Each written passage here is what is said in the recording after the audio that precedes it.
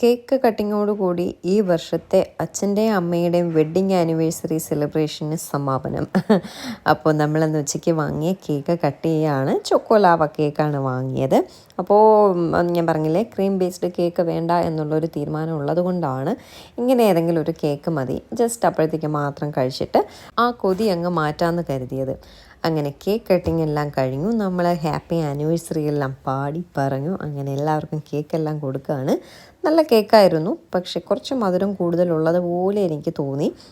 അതെനിക്ക് തോന്നിയതാണോ എന്നറിയത്തില്ല, പക്ഷെ കേക്ക് നല്ലതായിരുന്നു. കേക്ക് കട്ടിങ് കഴിഞ്ഞാൽ ഉടൻ തന്നെ അടുത്ത ഫുഡ് കഴിക്കാനായിട്ട് പോവുകയാണ്.